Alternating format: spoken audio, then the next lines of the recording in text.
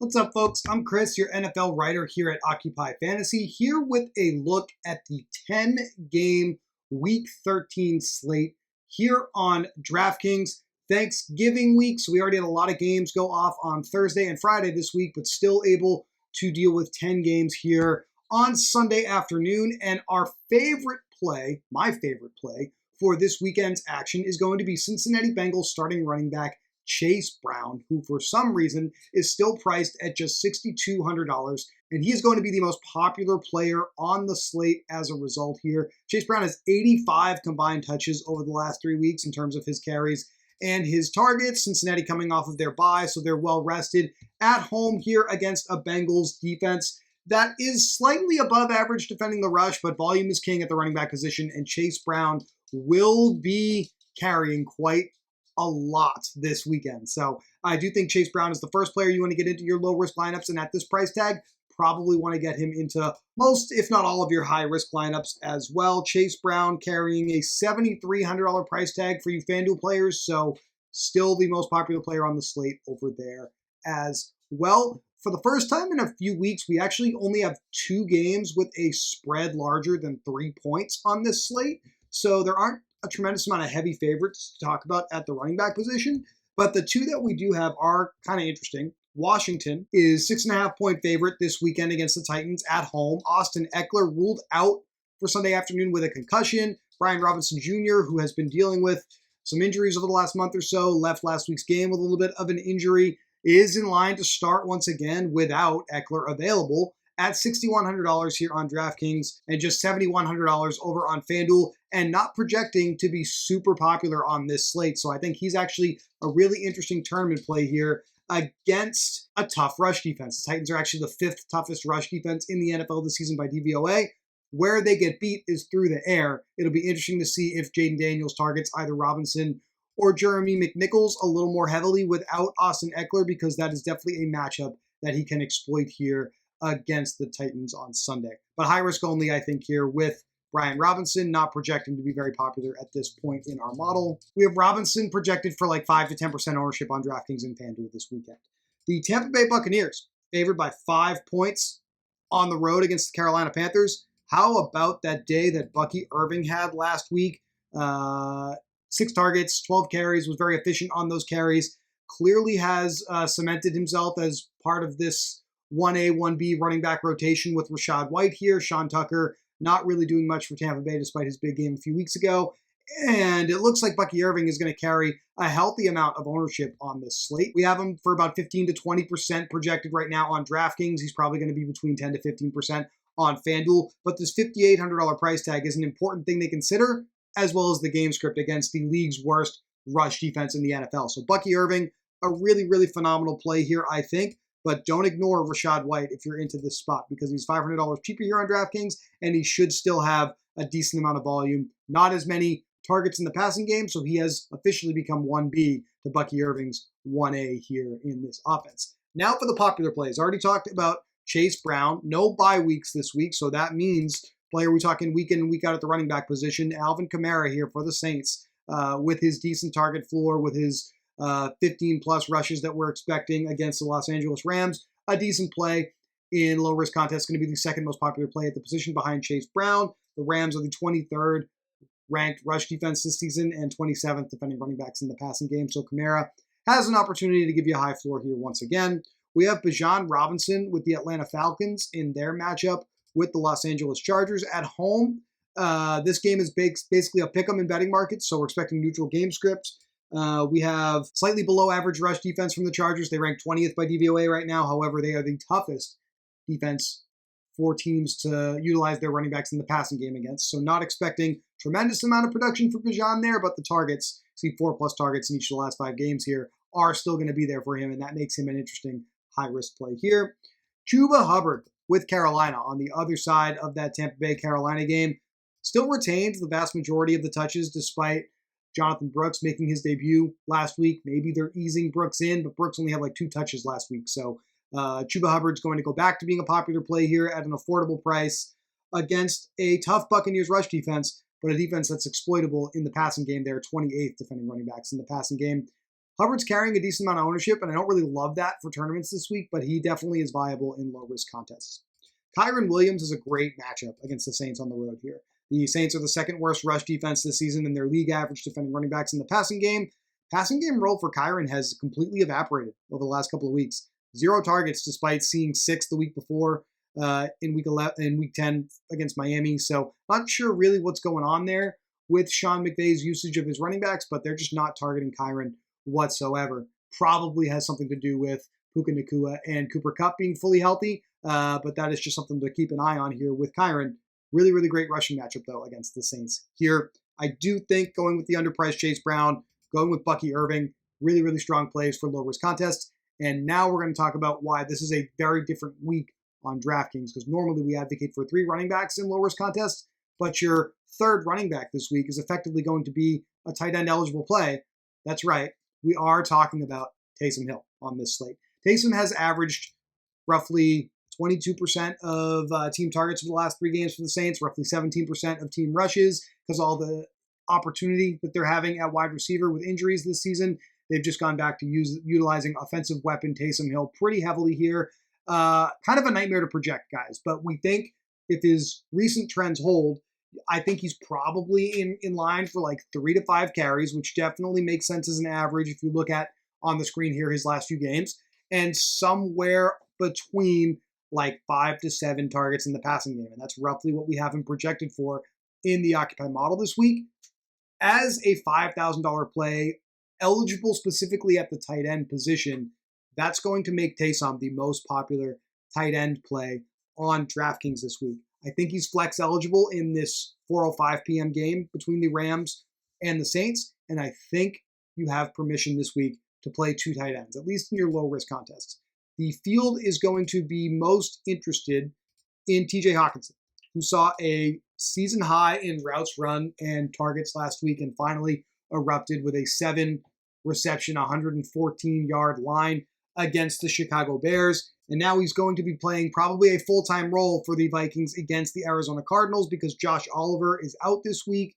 Johnny Munt, not really a prolific pass catcher. So we're expecting Hawkinson to be the second most popular play at the position on DraftKings this week. We're also expecting him to be pretty popular over on FanDuel. So I do think TJ Hawkinson and Taysom Hill, double tight end lineups in low risk is actually extremely viable this week. What a time to be alive, guys. We are officially endorsing the Taysom Hill play here on the channel. And you see here with this lineup here, we got 63-66 per player remaining. A couple plays here that I guess I haven't talked about yet we should get into. Justin Herbert is going to be the most popular play at the position on DraftKings and FanDuel for quarterback. Atlanta's 5th worst pass defense in the league this season. We've actually seen Herbert have a little bit of rushing upside over the last couple of weeks with 2 rushing touchdowns in the last 3 games, 4+ carries, averaging a decent amount of rushing yardage on those carries. The field all over the spot at just 5,600 for Justin Herbert.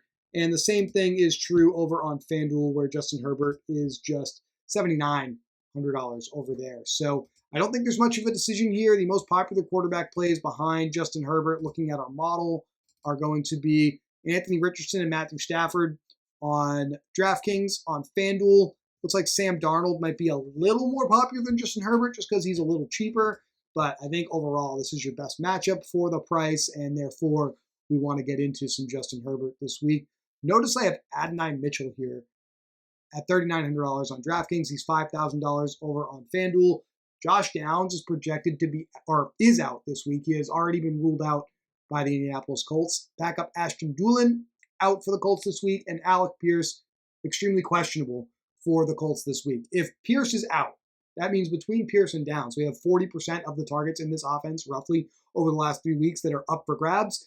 Adonai Mitchell is right there to soak up all that volume alongside Michael Pittman as the primary targets for Anthony Richardson against the Patriots this weekend, who are not a very good defense. So this is a really good spot for Adonai Mitchell to have a lot of success. Richardson, despite his struggles, has a very, very good pass-blocking offensive line this year. The Colts are number 9 in the league. Patriots are the 2nd worst pass defense in the league, and they are 26th defending wide receiver 1s, 29th defending wide receiver 2s, respectively. So Adonai Mitchell, if he steps into one of those top 2 roles, is an absolute smash here even right now as it stands with a modest projection for Alec Pierce, I would still be interested in Mitchell seeing a decent volume of targets. I think 6+ easily on the table at this price tag, and he's my favorite play in this range. A couple of other players that are going to be playable in this range. We have David Moore for the Carolina Panthers, who actually projects to be the most popular play on this slate. Carolina is going to be missing tight end Jatavian Sanders. Wide receiver Jalen Coker is going to be out this week. And we saw a really, really big performance for Moore against the Chiefs last week. A little bit of a rapport developing here with Bryce Young. So we're expecting usage to be very similar here in week number 13 for David Moore. This is where the field is for a cheap wide receiver. So I definitely think it makes sense to play David Moore in low-risk contests. I prefer Adonai Mitchell here. Just game theory matchup, I think, is a little stronger as well for him. But I guess the thing to be aware of with these two guys is we already know the role and the playing time is secure for David Moore here. We're still kind of waiting on another piece of news here to really solidify the true upside for Adonai Mitchell. So Mitchell profiling slightly better as a tournament play right now. So going to remove him from the recommended low-risk build right now just so we can see what else is available to play. Your second most popular play at the position behind David Moore is going to be Puka Nacua with the Rams, who has just been a volume machine over the last few weeks, 9+ targets in 4 out of the last 5 games, double-digit targets in 2 out of the last 3. No argument really to be made here. The Saints are league average defending the pass. They're pretty tough against wide receiver ones, but Puka Nacua is tough to defend. So field is going to be all over this. 59.50 per player remaining. At defense, before we talk about our final wide receiver spot, the Colts against the Patriots, going to be the most popular play here, underpriced at $2,800 as a road favorite against the New England Patriots. Leaves us with $9,100 per player remaining for our final play, and we can play literally any other wide receiver on this slate that we want in this final spot. This is actually kind of different than where the field is going to be, because I do think the field is definitely playing Chase Brown. You come off of Bucky Irving, you go back to, let's sort by ownership here at the running back position. We're going to see either Alvin Kamara at 7,700 or Bijan Robinson at 7,300 be in the low-risk lineup more often than not that you're facing this week over Bucky Irving. Well, let's take a look at what that looks like first. We'll go with the Kamara team, 7,700. We have 72 for a wide receiver remaining. You see we have kind of our pick of anybody in this range here between McLaurin, Adams, Wilson, Pickens. We sort by ownership at wide receiver. We see that T. Higgins and Mike Evans are going to be the next most popular plays, and it's largely a function of where we sit with salary remaining here. Brian Thomas, Ladd McConkey, Calvin Ridley, all right here as plays. So if we just tail ownership, T. Higgins with the Bengals, a great play here. $600 left, a little bit more than I usually like to play with. So I think the best thing to do is look at potentially coming up at defense a little bit here. So if we look at the Occupy model here, some of our options at 3,400 or less. The Chargers are our favorite play in terms of what the model has ranked. Then we have the Vikings at 3,300 as well. These are both under 2% ownership on DraftKings and FanDuel, so they're going to be great tournament plays. But this is roughly the framework of the low-risk team this week with these value plays. I mean, you get to Adonai Mitchell in here. You see how flexible we are with salary remaining. I wouldn't recommend running a team at all with this much salary remaining, but it does show you that we really have a tremendous amount of opportunity for stacks this week to be different than the field, even utilizing this core that I have on the board here, which again, I prefer Mitchell over David Moore this week personally. So, high-risk contest. My favorite stack this week is the Cincinnati Bengals. And, I mean, you see how loose the salary is with this pricing, with this potential double TE build here on DraftKings. We've got Burrow. We've already got Chase Brown, who has a very healthy role in the passing game. We see 5+ targets the last 3 weeks, playing virtually every snap for them at running back. We can play Jamar Chase, and we still have plenty of salary to finish this off. We go back to Bucky Irving at running back. And look, 6,300, plenty of those chalky wide receivers are viable here. McConkey, JSN, Zay Flowers, these are all guys that would be great here. But you could even come off of Chase and you could play T. Higgins and maybe play a stud on another team like A.J. Brown, for example, or Justin Jefferson and be a little bit different compared to your opponents. That's certainly viable. You could play the George Pickens bringback because that's right here at 6,800 and massage the salary a little bit more. This might be a spot for example, where you could get Pickens in here. You could stick with Hill as a popular tight end. And I mean, we could look at 5,900, another underpriced running back in this spot, another receiver. Like, don't force yourself to play double tight end in every build. I just kind of wanted you to be aware that in low risk contests, at least here on DraftKings, double tight end is going to be kind of popular this week. Other than the Bengals, obviously, elephant in the room here. Everyone's like, why isn't he talking about the 51.5 point total? Of course, we love the Ravens and the Eagles this week. We have Jackson. We have a really cheap Zay Flowers that we can use. I think this game is more set up for some 2-1s and easy bringbacks with the high upside running backs. Look, we got Saquon here. This might be the type of game stack where you can utilize both of these value wide receivers to give you enough salary to make things fit. We got Moore and Mitchell in lineups together. We got Jackson, Barkley, Flowers. You can go the other way with this, right? You can go Derrick Henry. You can go with Jalen Hurts, and we can get A.J. Brown in there. And a little bit less salary remaining, so probably have to go with a wide receiver or a high-end tight end at the flex to make something like this work. But that's kind of where we stand on this slate, guys. I do think that there is plenty of opportunity to be had in high-risk contests with these stacks. I love the game stack between the Eagles and the Ravens. I like the Bengals side here. Some pieces that you can use that I haven't discussed that will make things a little bit more interesting. The underperforming wide receivers this week. Can't get out of here without giving you a rundown of where we're at in the model with those guys. The number one underperforming wide receiver in the model is Drake London with the Atlanta Falcons. Ton of opportunity the last few weeks, just one touchdown in that sample. Should have a lot more fantasy points than he has actually put on the board. We have Zay Flowers with the Baltimore Ravens right behind him. And since we like that game stack, that is obviously a good thing to see here. Justin Jefferson has really had a disappointing stretch over the last couple of games. We haven't seen a touchdown for him since week number 7 on the season. Under 15 PPR points in the last 3 weeks for JJ, so that is definitely problematic as far as what we're expecting from him, but opportunity for that to rebound here. We have George Pickens with the Pittsburgh Steelers. So that's another good sign for that Bengals stack to use him as a bringback. He's an underperforming wide receiver this week. A.J. Brown still underperforming his opportunity with the Eagles. So we have number one wide receivers both underperforming in the highest total game on the slate. Couldn't get more obvious than that, if I'm being completely transparent with you guys here. We have 2 Chargers that are underperforming.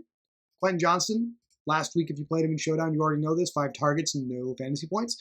He's underperforming his expected fantasy points. Josh Palmer also underperforming his expected fantasy points, so that's good news. That's also good news for our low-risk Justin Herbert play. Some regression here in the passing game overall expected for the Chargers. Is the redacted wide receiver 1 for the New England Patriots. He is still underperforming his opportunity. His salary actually came down because of how poorly he has been performing. So if you want to play him for the 3rd time in a row, he is available, Kayshon Boutte. And we have Tank Dell with Houston, underperforming his opportunity still.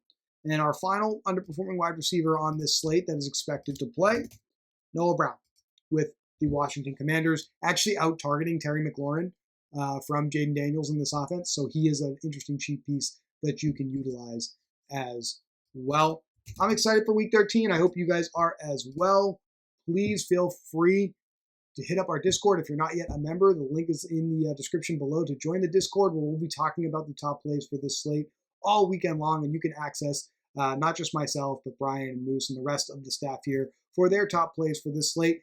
I will have, as always, our core plays, some tournament plays in the Discord by this evening, and we actually do a pre-lock preview every morning for Discord subscribers in our NFL Voice channel as well. So if you're not yet in that Discord, we really, really would love to see you in there to talk more NFL through the rest of the regular season and into the postseason. Good luck here in Week 13, and we'll be back next week to talk to you about Week 14.